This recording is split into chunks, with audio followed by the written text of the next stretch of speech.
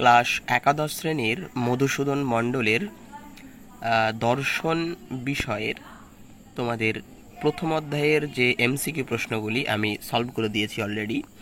আজকের ভিডিওতে আমি দ্বিতীয় অধ্যায় অর্থাৎ তোমাদের রয়েছে ভারতীয় দর্শন সম্প্রদায়গুলির শ্রেণীবিভাগ, সেখান থেকে অর্থাৎ দ্বিতীয় অধ্যায় থেকে তোমাদের মোট 3টি এমসিকিউ পড়বে এবং এই মধুসূদন মণ্ডলের দ্বিতীয় অধ্যায়ের যে অনুশীলনীটি রয়েছে সেখানে তোমাদের অনেকগুলি প্রশ্নই দেওয়া হয়েছে।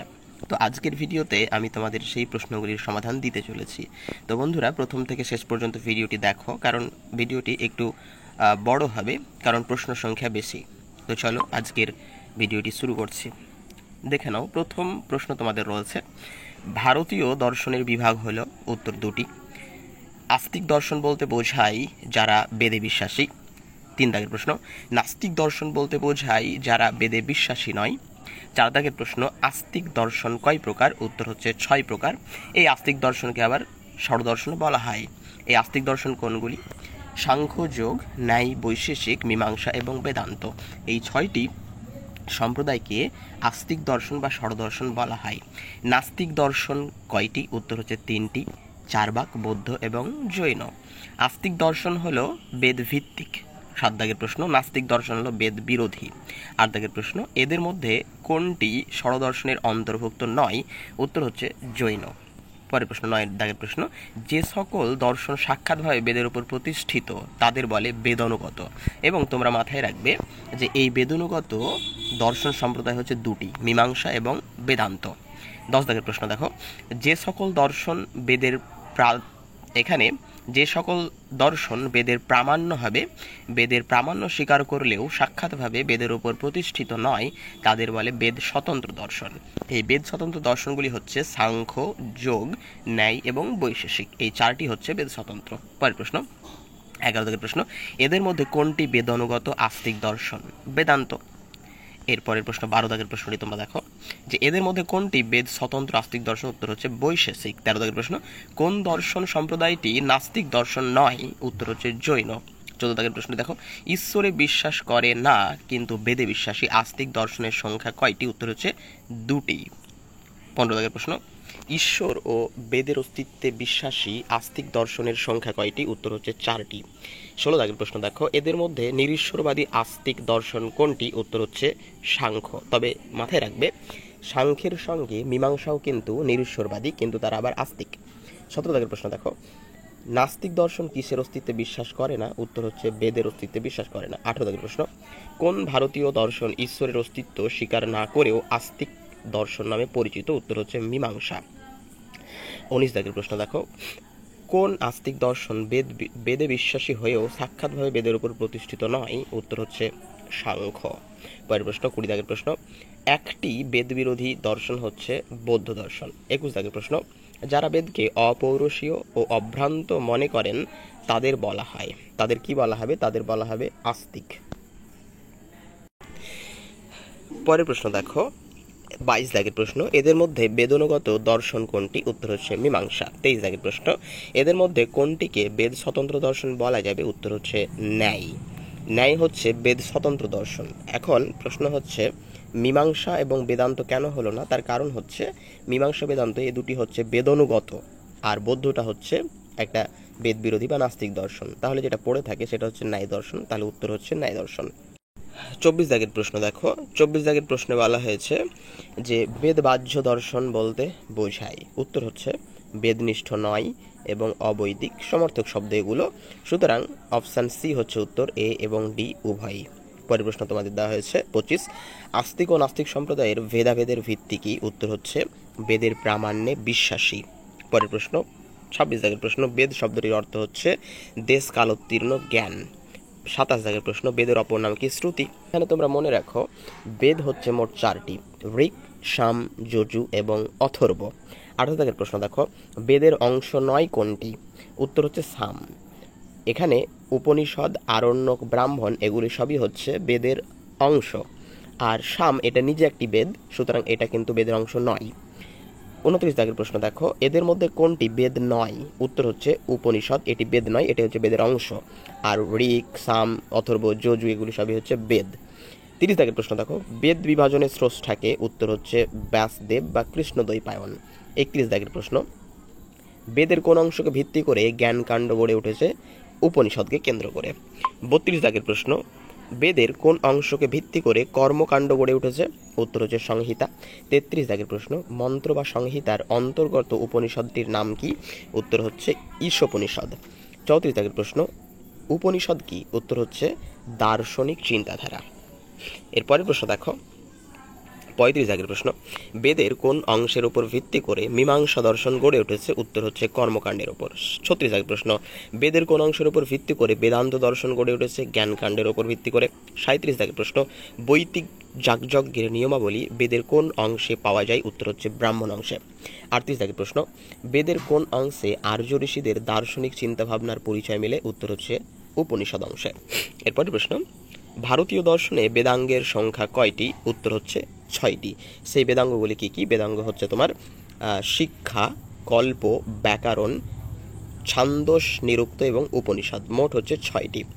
এবং 40 দাগের প্রশ্নটি দেখো, যেখানে অলরেডি লিখে রেখেছি আমি, যে এদের মধ্যে বেদাঙ্গ নয় কোনটি? উত্তর হচ্ছে প্রশ্ন, এটা কিন্তু বেদাঙ্গের অন্তর্ভুক্ত নয়। তাহলে বেদাঙ্গ কোনগুলো? দেখো, কল্প, শিক্ষা, নিরুক্ত এবং ব্যাকরণ, ছান্দস এবং জ্যোতিষ, এই 6টি হচ্ছে বেদের অঙ্গ। 41 দাগের প্রশ্ন দেখো, চরমপন্থী নাস্তিক দর্শনের সংখ্যা কয়টি? উত্তর হচ্ছে 1টি এবং সেটি হচ্ছে 4 ভাগ। 42 দাগের প্রশ্ন, নরমপন্থী নাস্তিক দর্শনের সংখ্যা হচ্ছে 2টি, বৌদ্ধ এবং জৈন। 43 দাগের প্রশ্ন দেখো, যে নরমপন্থী নাস্তিক দর্শন কোনটি? উত্তর হচ্ছে বৌদ্ধ এবং জৈন উভয়ই। 44 দাগের প্রশ্ন, চরমপন্থী নাস্তিক দর্শন কোনটি? উত্তর হচ্ছে 4 ভাগ। পরের প্রশ্ন দেখো, 45 দাগের প্রশ্ন, বেদানুগত ভারতীয় দার্শনিক সম্প্রদায়ের সংখ্যা কয়টি? উত্তর হচ্ছে 2টি, আগেই বলেছি, মীমাংসা বেদান্ত।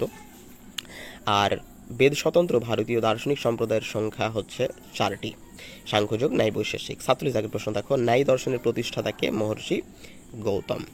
48 দাগের প্রশ্ন দেখো, কোন দর্শনকে অক্ষপাদ দর্শন বলা হয়? উত্তর হচ্ছে ন্যায় দর্শনকে।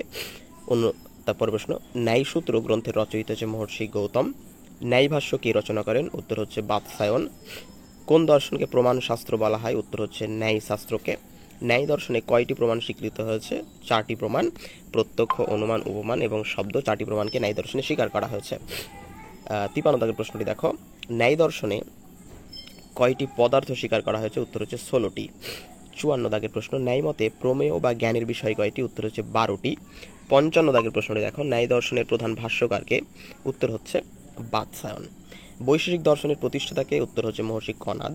বৈশেষিক সূত্র গ্রন্থটির প্রণেতাকে? উত্তর হচ্ছে মহর্ষি কনাদ। বৈশেষিক দর্শনের প্রধান ভাষ্যকারকে? উত্তর হচ্ছে প্রশস্ত পাদ। কোন দর্শনকে ঔলক্য দর্শন বলা হয়? উত্তর হচ্ছে বৈশেষিক দর্শনকে।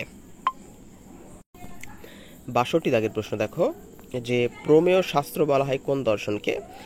উত্তর হচ্ছে তোমার বৈশেষিক দর্শনকে প্রমেয় শাস্ত্র বলা হয়, যার অপশানগুলি কিন্তু এই পেজে তোমার দেওয়া হয়েছে, দেখে নাও বৈশেষিক দর্শনকে।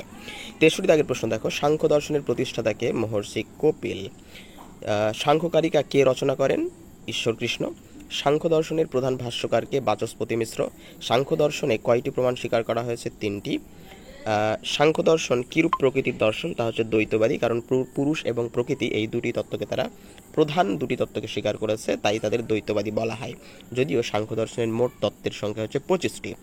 পরের প্রশ্ন দেখো, যোগ দর্শনের প্রতিষ্ঠাতাকে? উত্তর হচ্ছে মহর্ষি পতঞ্জলি। যোগসূত্র গ্রন্থের রচয়িতা মহর্ষি পতঞ্জলি। যোগ দর্শনের প্রধান ভাষ্যকার হচ্ছে বেদব্যাস। পরের প্রশ্ন, কোন দর্শনকে শেষর সাংখ্য বলা হয়? উত্তর হচ্ছে যোগ দর্শনকে শেষর সাংখ্য বলা হয়। যোগ দর্শনে কয়টি যোগাঙ্গের কথা বলা হয়েছে? উত্তর হচ্ছে 8টি। যোগ দর্শনের মতে প্রমাণের সংখ্যা হচ্ছে 3টি। মীমাংসা দর্শনের প্রতিষ্ঠাতা হচ্ছে মহর্ষি জৈমিনী। মীমাংসা দর্শনের প্রধান ভাষ্যকার হলেন সবরস্বামী। প্রাভাকর মীমাংসক মতে প্রমাণ কয়টি? এখানে দেখো, প্রাভাকর মীমাংসক মতে প্রমাণ হচ্ছে মোট 5টি।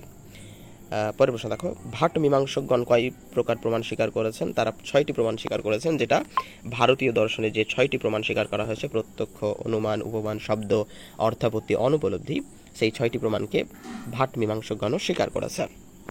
পরের প্রশ্ন, বেদান্ত দর্শনের প্রতিষ্ঠাতাকে? উত্তর হচ্ছে মহর্ষি বাদরায়ণ। ব্রহ্মসূত্র গ্রন্থের রচয়িতা বাদরায়ণ। অদ্বৈতবাদের প্রচারক হচ্ছে শঙ্করাচার্য। বিশিষ্ট দ্বৈতবাদের প্রবর্তক হচ্ছেন রামানুজ। পরের প্রশ্ন দেখো, 82 দাগের প্রশ্নটি দেখো, বিবর্তবাদী দার্শনিক কাকে বলা হবে? শঙ্করাচার্যকে। পরিণামবাদী দার্শনিক হিসেবে পরিচিত হচ্ছে তোমার এখানে পরিণামবাদী দার্শনিক হচ্ছে রামানুজ। এটা হয়তো ভুল করা আছে, উত্তর হচ্ছে পরিণামবাদী দার্শনিক হচ্ছে রামানুজ। 84 দাগের প্রশ্ন দেখো, ব্রহ্ম সত্য জগৎ মিথ্যা কে বলেছেন? উত্তর হচ্ছে শঙ্করাচার্য। ব্রহ্ম সচ্চিদানন্দ স্বরূপ, এটি কার মত? উত্তর হচ্ছে শঙ্করাচার্য। ভারতীয় দর্শনে কোন সম্প্রদায়কে জড়বাদী বলা হয়? উত্তর হচ্ছে চার্বাককে, কারণ তারা মনে করে যে 4টি ভূতদ্রব্যের সমন্বয়ে বা 4টি উপাদানের সাহায্যেই আমাদের পুরো জগতের সৃষ্টি, তাই তাদের জড়বাদী বলা হয়। 87 দাগের প্রশ্নটি তোমরা একটু লক্ষ্য করো, কোন দর্শনকে লোকায়ত দর্শন বলা হয়? উত্তর হচ্ছে চার্বাক দর্শন। নাস্তিক শিরোমণি কাদের বলা হয়? চার্বাককে বলা হয়। চার্বাকরা কয়টি প্রমাণ স্বীকার করেছেন? একটি, সেটা হচ্ছে প্রত্যক্ষ। জৈন দর্শনের তীর্থাঙ্কর কাদের বলা হয়? যারা সিদ্ধ পুরুষ জৈন দর্শন, তাদেরকে তীর্থাঙ্কর বলা হয়। পরের প্রশ্ন 91 নম্বর প্রশ্ন, জৈন দর্শন নাস্তিক কারণ তারা কোনটিতে বিশ্বাস করে না? উত্তর হচ্ছে বেদে তারা বিশ্বাস করে না। জৈন দর্শনে কতজন তীর্থাঙ্করের উল্লেখ রয়েছে? তা হচ্ছে 24 জন, যার মধ্যে প্রথম হচ্ছে ঋষভদেব এবং সর্বশ্রেষ্ঠ হচ্ছে মহাবীর, এবং জৈন দর্শন প্রতিষ্ঠাতা হলেন মহাবীর। 93 নম্বর প্রশ্ন দেখো, জৈনদের প্রথম তীর্থাঙ্কর কে ছিলেন? ঋষভদেব। জৈন দর্শনের প্রবর্তককে? উত্তর হচ্ছে মহাবীর। পরের প্রশ্ন দেখো 95, পঞ্চমহাব্রত পালনের নির্দেশ কোন দর্শন দিয়েছে? সেটা হচ্ছে জৈন দর্শন। জৈন দর্শনে কয়টি প্রমাণ স্বীকার করা হয়েছে? 3টি প্রমাণ। বৌদ্ধ দর্শনের প্রতিষ্ঠাতাকে? উত্তর হচ্ছে গৌতম বুদ্ধ। বৌদ্ধ দর্শনে কয়টি প্রমাণ স্বীকার করা হয়েছে? 2টি। 4টি আর্য সত্যের উল্লেখ আছে কোন দর্শনে? তা হচ্ছে বৌদ্ধ দর্শনে।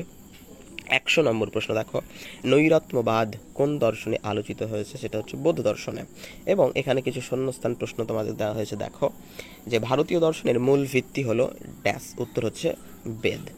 শেষর সাংখ্য বলা হয় কাকে? যোগ দর্শনকে। এই প্রশ্নগুলো আগেই কিন্তু রিপিট করা আছে, তোমরা যদি ভালো করে পুরো ভিডিওটি দেখো তাহলে এখানে কিন্তু দেখবে তোমরা এই প্রশ্নগুলো রিপিট। আচ্ছা, 3 দাগের প্রশ্ন দেখো, যোগসূত্রের রচয়িতাকে? উত্তর হচ্ছে যোগসূত্রের রচয়িতা পতঞ্জলি। আর মীমাংসা সূত্রের প্রধান ভাষ্যকারকে?